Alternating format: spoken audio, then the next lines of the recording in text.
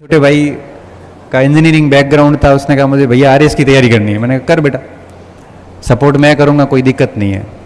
मेरा रियल छोटा भाई 8-10 महीने बढ़िया मेहनत की। जैसा मैंने कहा किताबें बता दी मैंने कहा बस 3 चीज़ों का ध्यान रखना, इसके अलावा कुछ पढ़ना नहीं है और इसको इतना तरीके से पढ़ना है कि ये न लगे कि आधी अधूरी पढ़ाई हो गई। और तीसरा हेल्थ का ध्यान रखना, खाने पीने का ध्यान रखना है। 7-8 महीने पागलों की तरह पढ़ाई करी और आरएस के अंदर मेंस हुआ। इंटरव्यू के लिए मैंने प्रॉपर गाइड किया, सारी चीज़ें बताई, इंटरव्यू दे के आया। अब रिजल्ट का समय आया, अब रिजल्ट आने वाला था। इंटरव्यू, लास्ट इंटरव्यू के बाद में कभी भी रिजल्ट आ सकता है। तो मेरे को कहा कि आज मेरे भाई साहब रिजल्ट आने वाला है रात को। तो मैंने कहा भाई मैं भी जगूंगा, रिजल्ट तेरा आ रहा है आरएस का, तेरा पहला ही पेपर है। 10 बजे, 11 बजे, 12 बजे रिजल्ट आया नहीं, 11:30 बजे रिजल्ट नहीं आया। मेरे को तो नींद आने लगी। मैंने कहा भाई मैं तो सोता हूँ। वो खुद जयपुर था। 2-1 बजे उसका, 1:30-2 बजे उसका फ़ोन आया। तो मेरा फ़ोन तो पिछले 5 साल से साइलेंट ही है 5 वर्षों से मेरा फ़ोन साइलेंट ही है। आज तक मैंने फ़ोन को साइलेंट मोड से निकाला ही नहीं है। क्योंकि क्लास में जाता हूँ तो बच्चों के सामने फ़ोन साइलेंट रहता है, कोचिंग में जाता हूँ तो भी फ़ोन साइलेंट रहता है, जनरली जेब में ही रहता है, साइलेंट ही रहता है।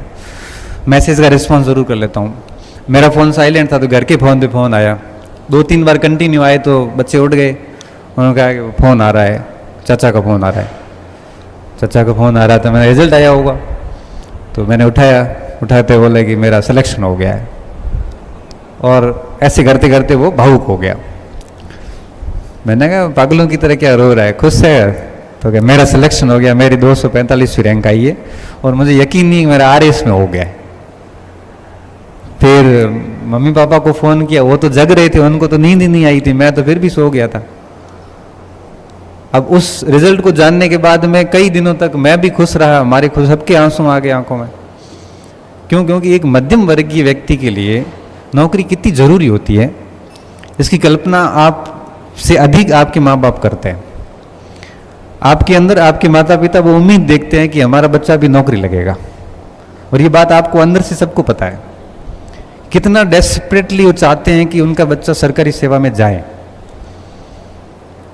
और जब हम उन उम्मीदों को तोड़ते हैं, हम यहाँ आके मूर्खताएं करते हैं, हम यहाँ आके लापरवाहियां करते हैं,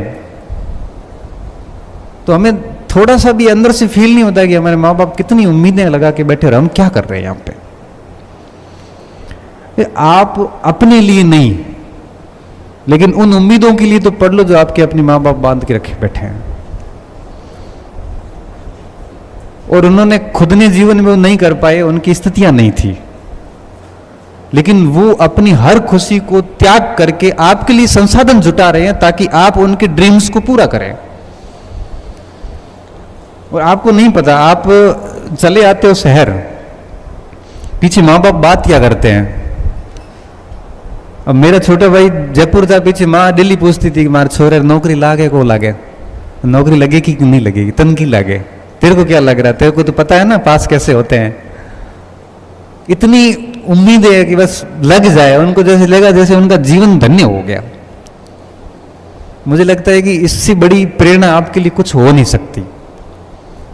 आपको जब आप गलत रास्ते पे जाओ, जब आप पढ़ाई नहीं कर रहे होते, तो कम से कम एक बार अपने घर की तरफ देखना, आंखें बंद करके सोचना अपने उस परिवार की तरफ कि वो आपसे कितना कुछ चाहता है और आप कर क्या रहे हैं।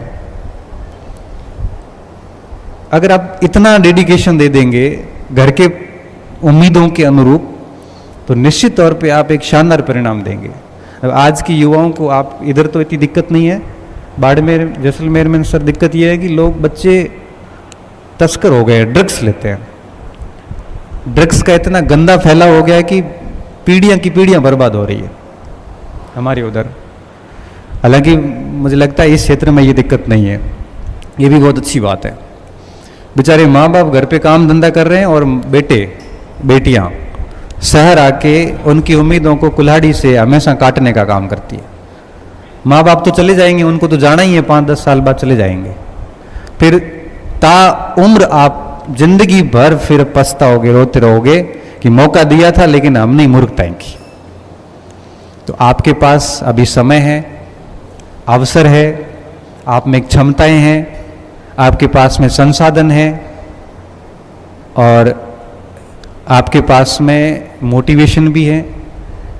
तो मुझे लगता है कि आपको बहुत मेहनत करनी है।